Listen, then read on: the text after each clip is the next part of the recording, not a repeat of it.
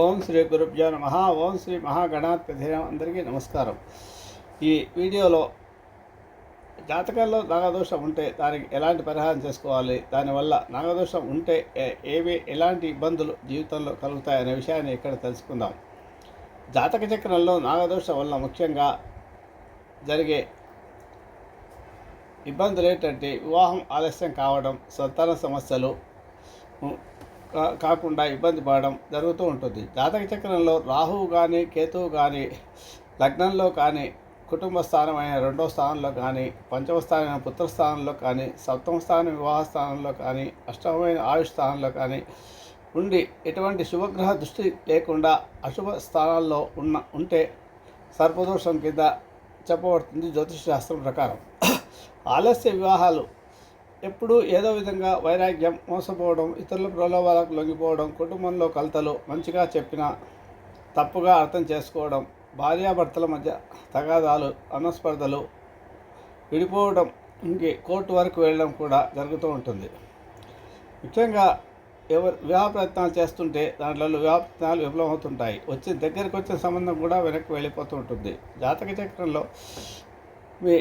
జాతక చక్రంలో పంచమ స్థానము అంటే పుత్రస్థానములో రాహు కానీ కేతువు కానీ ఉండి ఎటువంటి శుభగ్రహ దృష్టి లేకున్నా సంతానం చాలా ఆలస్యం అవుతుంది. సంతానం లేకపోవడం, అలాగే గర్భస్రావాలు జరగడం కూడా ఉంటుంది.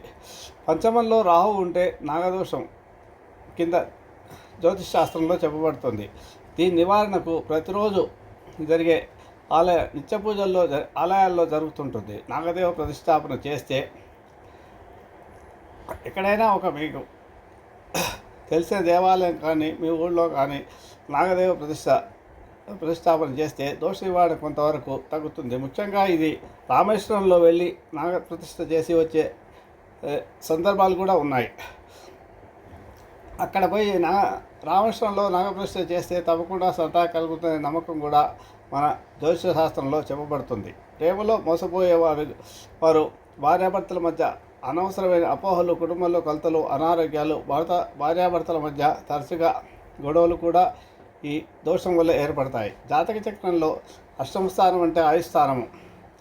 రాహువు కానీ కేతువు కానీ ఉండి ఎటువంటి శుభగ్రహ దృష్టి లేకున్నా అనారోగ్య సమస్యలు, తిండి సరిగా లేకపోవడం, దురుసుగా మాట్లాడడం, పాములు కల్లో కనిపించడం లాంటివి జరుగుతుంటాయి.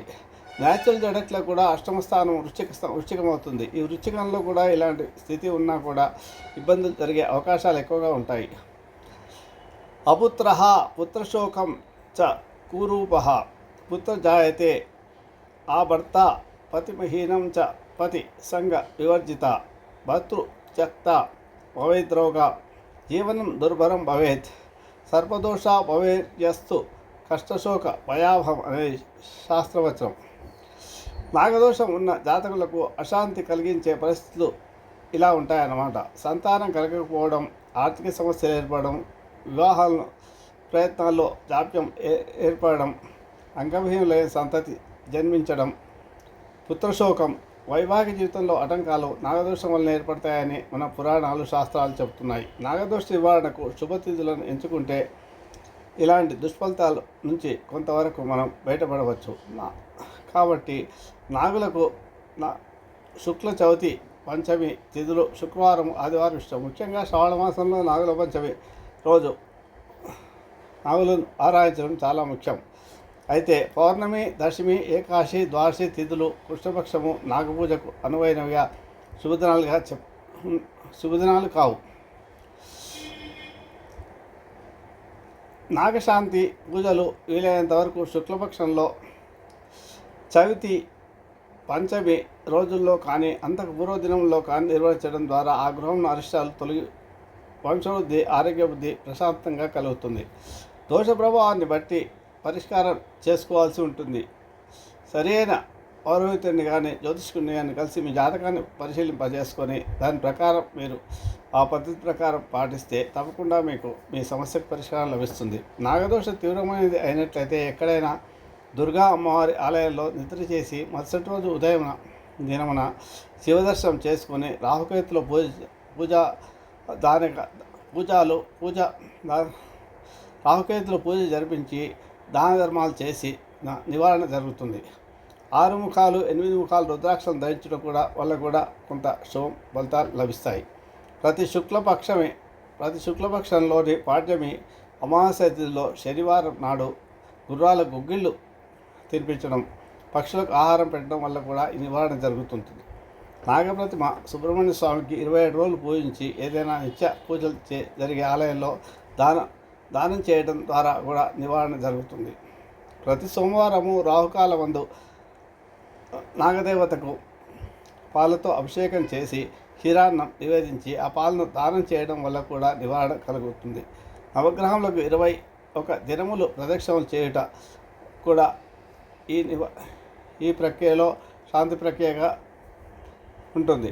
రాహుకాలంలో రాహుకాల దీపాలు పెట్టడం వలన కూడా నివారణ జరుగుతుంది.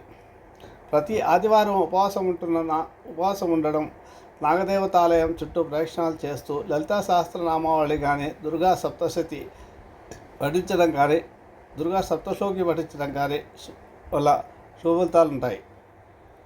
అధిక ప్రభావం కలవారు దేవాలయం నందు సుబ్రహ్మణ్య లేదా నాగదేవత విగ్రహ ప్రతిష్ట కూడా చేయిస్తే ఇంకా పూర్తి దోష నివారణ జరిగే అవకాశాలు ఉంటాయి.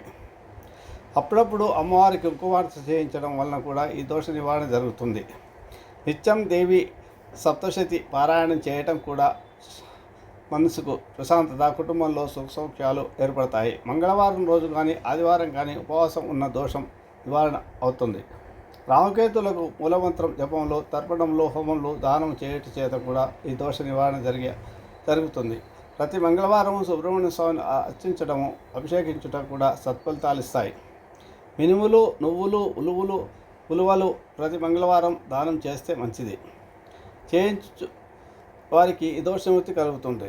పైన చెప్పిన పరిహారాల వలన కొంతవరకు దోషనివృత్తి అయ్యే అవకాశం ఉంటుంది అని మా శాస్త్రాలు చెప్తున్నాయి. పూర్వజన్మలో చేసిన పొరపాట్ల వలన ఈ దోషం ఈ జన్మలో కూడా వెంటాడుతూ వస్తుంది. ఈ దోషాలను జాతక చక్రంను పరిశీలించడం వలన గుర్తించవచ్చు.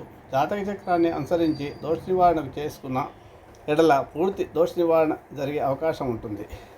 నమో నాగేంద్రాయ నమః. హర హర మహాదేవ శంభో శంకర. ఓం నమః శివాయ సిద్ధం నమః.